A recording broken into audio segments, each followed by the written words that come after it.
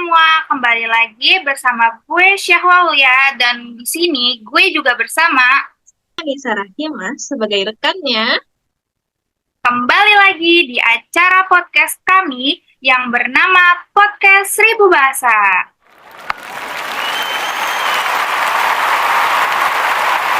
Nah, di kesempatan podcast kali ini, kita mempunyai 4 bintang tamu yang terkenal. Wah, Siapa aja ya bintang tamunya? Gimana? Penasaran nggak sih kalian bintang tamunya ada siapa aja? Coba bisa disebutin siapa aja, Umu? penasaran banget dong. Jadi yang pertama kita mempunyai bintang tamu yang lagi naik daun banget nih. Dia ini influencer yang cara bicaranya ini sangat kekinian, yaitu Kates. Boleh diperkenalkan? Halo, selamat malam semuanya. Halo Halo. Kates. Kalian penasaran nggak sih bintang tamu yang kedua ini siapa? Siapa ya kira-kira bintang tamu yang kedua?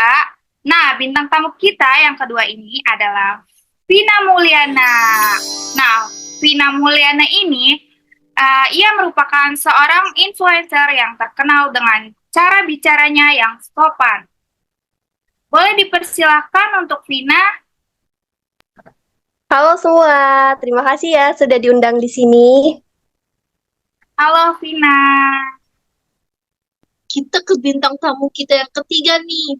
Bintang tamu kita yang ketiga ini merupakan seorang guru bahasa Indonesia yang belakangan ini lagi viral karena cara mengajarnya yang unik sampai-sampai anak murid dia tuh bisa memasuki lomba nasional. Siapa ya? Ayo kita perkenalkan Bu Guru Laila Rahma. Assalamualaikum semuanya. Waalaikumsalam Ibu. Salah nih, Guru. Penasaran nggak sih sama bintang tamu terakhir kita siapa?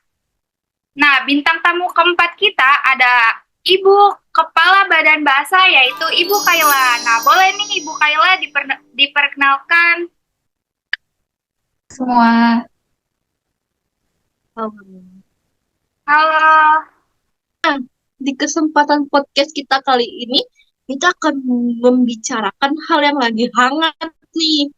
Katanya salah satu bintang tamu kita ini nggak keterima kerja selama 2 bulan.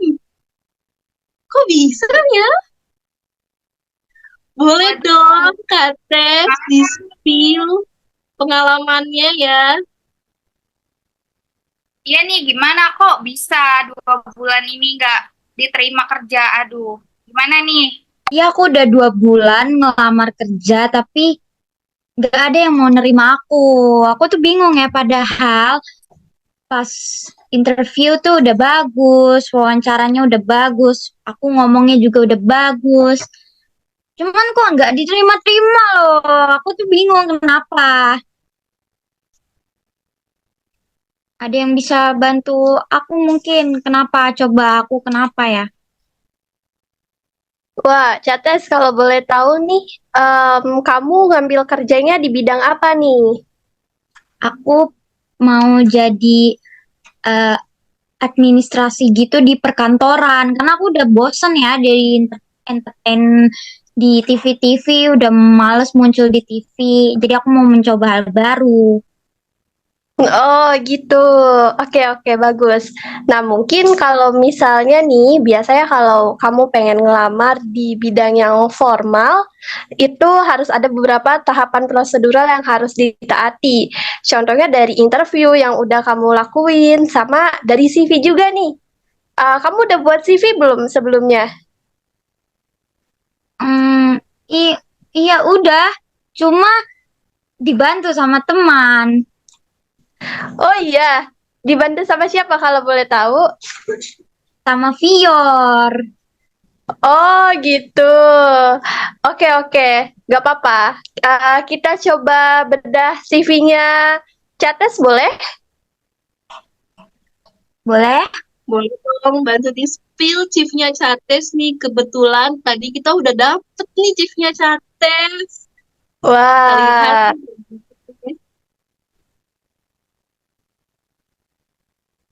Wah, Wah, Jadi di sini, wah, Cates nih emang keren ya bikin CV-nya ya. Dilihat aja udah kayak ada yang salah gitu. Waduh, keren banget nih ya. Saking kerennya sampai kelihatan banget estetiknya nih CV-nya si Cates. Boleh, boleh. Gak apa-apa. Ini kita sama-sama belajar aja ya di sini, teman-teman. Oh ya, sebelumnya latar belakang aku sebagai HR di BUMN, dan di sini aku mau coba berbagi sedikit pengalaman aku tentang bagaimana membuat CV dan interview. Nah, kali ini kita bahas di membuat CV dulu ya. Oke, bisa aku lihat nih di sini Cates pengen ngelamar di bidang administrasi bagian graphic designer ya. Oke, kita lihat about me-nya dulu nih di deskripsinya. Mungkin di sini aku ngomentarinnya seputar konteksnya dulu ya. Tapi kalau seputar gaya bahasanya mungkin bisa oleh narasumber ahli lainnya. Oke, kita lihat. Saya bekerja di dunia entertainment selama 1 tahun lebih dan telah banyak menjadi bintang tamu dan menjadi pembawa acara talk show dan juga menjadi YouTuber. Oke, saya tertarik untuk mencari pekerjaan di luar bidang entertainment. Soalnya sedang bosen kerja di entertainment terus. Wah, ini sangat mendeskripsikan keluhan ya, Cates ya. Oke, kalau aku lihat di sini nih, lebih baik kamu deskripsikan diri kamu tuh mengenai latar belakang pendidikan kamu, terus belakang minat kamu secara lebih spesifik tapi ringkas gitu. Nah, selanjutnya, kalau di bagian experience, boleh dilihat aku ya, tolong moderator. Oke, terima kasih. Nah, kalau di bagian experience, aku lihat Cates nih udah banyak nih ya experience ya. Cuma mungkin bisa diberikan experience atau pengalaman yang berkaitan di dunia administratif, khususnya di bagian desain grafis ya. Seperti misal kamu bikin portofolio, atau kalau kamu bikin website kamu bisa sharing ke CV kamu melalui link dan lain sebagainya. Dan kalau ini sebenarnya bisa juga sih dimasukin, cuma akan lebih baik jika kamu masukin pengalaman yang emang spesifik dan berkaitan di bidang yang mau kamu lamar ya. Oke, mungkin dari sini ada yang bisa mengomentari lebih lanjut mengenai CV Cates dari penggunaan gaya bahasa dan lain sebagainya. Boleh dong nih Bu Guru nih yang sudah membawa anak muridnya lomba di tingkat nasional. Coba dong tolong dikoreksi lebih lanjut lagi. Baik, terima kasih. Pertama-tama saya ingin mengatakan bahwa CV ini kan adalah representasi diri kita di atas kertas gitu ya. Jadi CV ini memberikan gambaran yang rinci tentang latar belakang pendidikan, pengalaman kerja, keterampilan, dan pencapaian seseorang. Nah, CV ini sering digunakan dalam proses untuk melamar kerja, kemudian melanjutkan pendidikan atau mengajukan beasiswa. Nah, karena saya guru SMA dan SMK, jadi pada pelajaran bahasa Indonesia ini kan ya kita sama-sama udah pernah SMA ya. Jadi di jenjang SMA ini kita mempelajari membuat CV atau kurikulum vitae. Jadi untuk mempersiapkan nantinya anak kalau sudah lulus ini di dunia kerja gitu. Untuk di dunia kerja. Nah, dari CV yang tadi sudah dibacakan, yang sudah dikomentari oleh Kak Vina, ada beberapa hal yang perlu diperbaiki di dalam CV ini ya. Di dalam CV ini ada beberapa hal yang perlu diperbaiki. Yang pertama ini ada penggunaan huruf kapital. Nah, penggunaan huruf kapital ini seperti nama orang, nama jalan, nama institusi, dan kata yang di awal kalimat itu harus memakai penggunaan huruf kapital. Contohnya misalnya Andi Susanto. Nah, jadi A dan S-nya itu harus huruf kapital gitu. Dan misalkan yang lainnya ini ada nama jalan. Nah, nama jalan itu juga harus pakai huruf kapital di depannya. Nah, kemudian penggunaan singkatan ya. Jadi dalam CV ini kita boleh pakai singkatan seperti jalan disingkat menjadi JL titik. Kemudian PT juga itu udah sering kan singkatan-singkatan kayak gitu. Tapi kalau yang misalkan kata yang menjadi YG itu kan nggak banget gitu ya kalau di dalam CV gitu. Terus kata dari, terus jadi DR gitu kan itu nggak banget ya kalau di dalam CV gitu. Nah, jadi harus pakai kata yang baku gitu loh. Nah, kemudian penulisan gelar dan jabatan itu harus sesuai KBBI ya. Kemudian bahasa yang baku dan formal. Jadi kita harus menggunakan bahasa yang baku gitu. Misalnya di sini saya ngelihat yang about me ini, soalnya sedang bosen kerja di entertainment terus. Apakah itu baku? Tidak ya. Jadi di situ nggak baku gitu. Itu harus diperbaiki. Gimana caranya biar terlihat baku tapi tetap menarik gitu ya. Kemudian detail dan keterangan tambahan, misalnya di keterampilan menguasai Microsoft Office, itu harus dijelaskan bisanya tuh di mana gitu. Misalkan di Word doang, atau Excel, atau PowerPoint, dan bahasa Inggrisnya juga harus yang benar gitu. Kayaknya segitu dulu ya yang saya komentarin dari yang tadi CV telah dibacakan oleh Kavina. Boleh mungkin Ibu Kaila, Kepala Badan Bahasa, untuk mengomentari.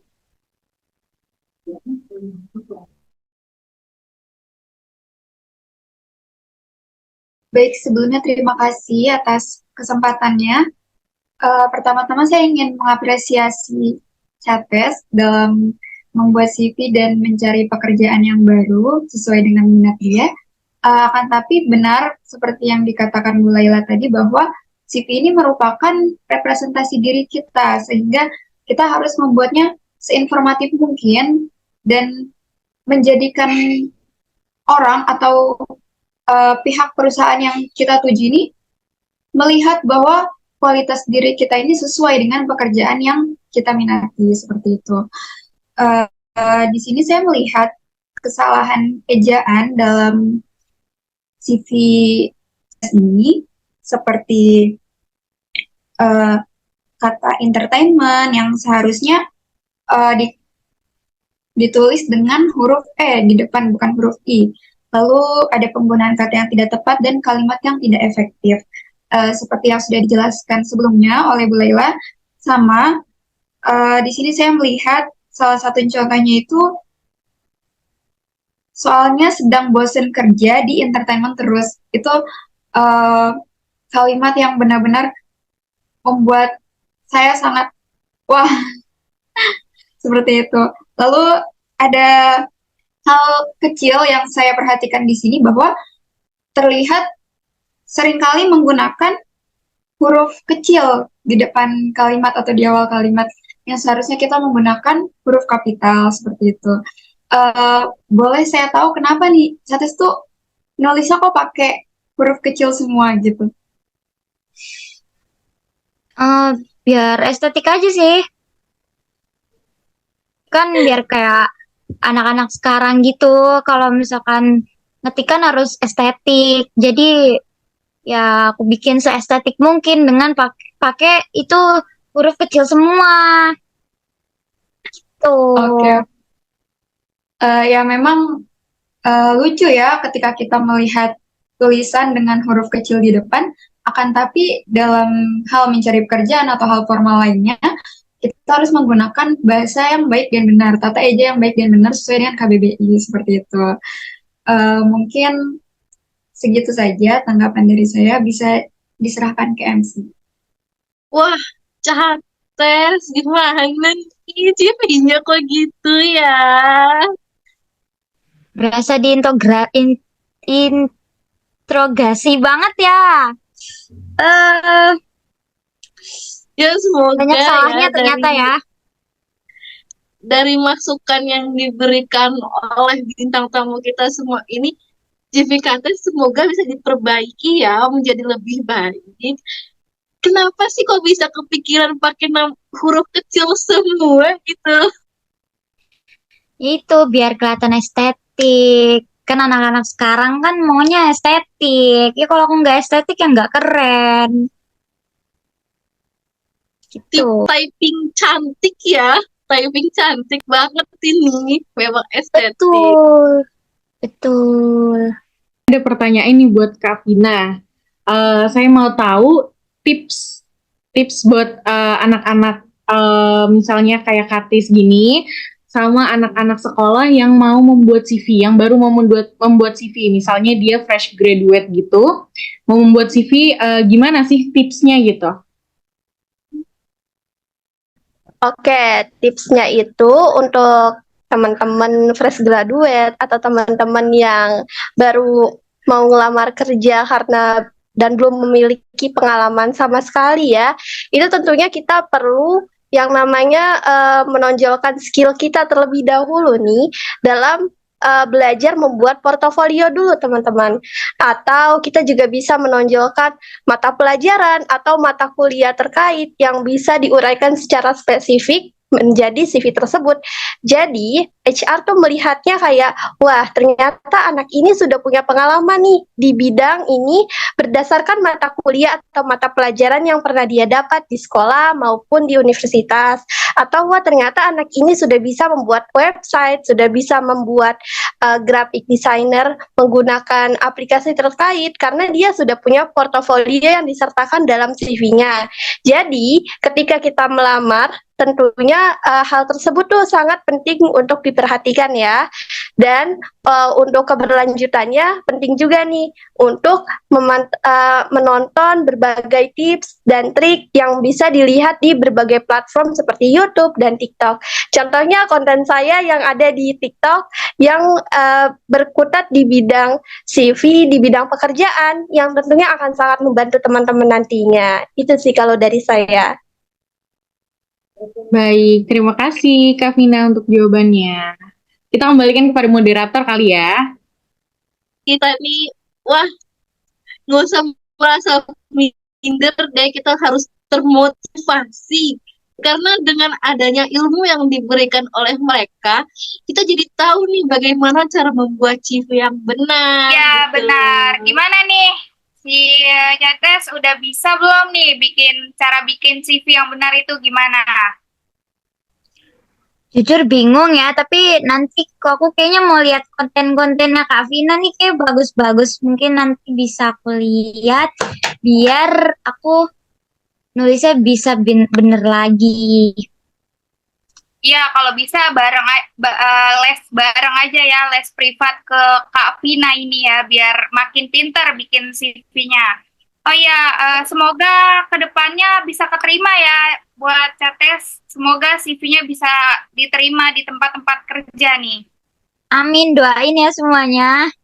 Mau tanya dong nih, gimana sih perasaan kamu setelah diberikan ilmu dan motivasi oleh bintang tamu kita semua di sini? Aku ngerasa bodoh ya, bodoh, malu. Karena aku bikin CV-nya tuh bareng Vior. Vior tuh yang lebih banyak bikin CV. Akunya tinggal ngikutin aja. Cuman tapi gitu deh. Perasaannya malu ya, malu banget. Banget. Nggak apa kan? Kita di sini semuanya belajar kok. Jujur, waktu dulu CV aku juga begitu. Cuma sekarang sudah ada improvement ya. Mungkin Ibu Guru Laila Rahma dan Ibu Kepala Badan Bahasa mungkin ada yang ingin disampaikan nih ke Kates. Dipersilahkan. Baik, mungkin dari saya dulu ya. Di sini saya menyarankan aja ke Ketis agar berbicara dengan bahasa Indonesia yang baik dan benar. Karena kan Ketis ini kan influencer kan, banyak gitu pengikutnya kan, orang tokoh publik gitu terkenal. Nah itu bahasa Indonesia coba tolong dibenerin lagi ya, biar bisa jadi contoh buat pengikutnya nih, buat followersnya, terus subscribersnya, dan pengikut di TikToknya juga gitu ya. Paling itu aja sih. Mungkin boleh apa yang ingin disampaikan oleh Ibu Kepala Badan Bahasa? Ibu Ayla, dipersilahkan. Baik, izin menambahkan ya. Mungkin di kesehariannya bisa lebih banyak untuk membaca ya, dan tentunya membaca yang literasi dengan bahasa baku seperti jurnal, atau kalau memang ingin membaca novel, cari novel yang memang bahasanya baku gitu. Supaya apa? Karena semakin banyak kosakata yang kita serap, akan semakin mudah untuk mengucapkannya seperti itu. Cukup itu saja. Bagaimana nih Kak Tes tanggapannya?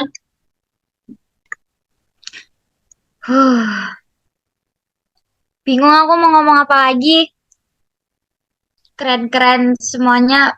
Aku jadi termotivasi biar nanti CV aku bener lagi, biar aku keterima kerja. Udah 2 bulan nganggur. Oke, makasih banget ini buat para bintang tamu yang sudah datang. Podcast kita jadi meriah dan juga penuh dengan ilmu pengetahuan yang kita dapatkan. Oke, karena podcast Keren banget. keren banget ya. Emang bintang tamu kita kali ini tuh keren-keren semua. Oke, mungkin podcastnya kita sudahi saja ya, karena ilmu pengetahuan yang kita dapatkan sudah cukup banyak. Oke, sampai ketemu di podcast selanjutnya. Terima kasih semuanya. Terima kasih. Guys. banyak sudah diundang. Terima kasih semua, sehat selalu. Terima kasih semua. Bye Selamat guys, malam. bye-bye.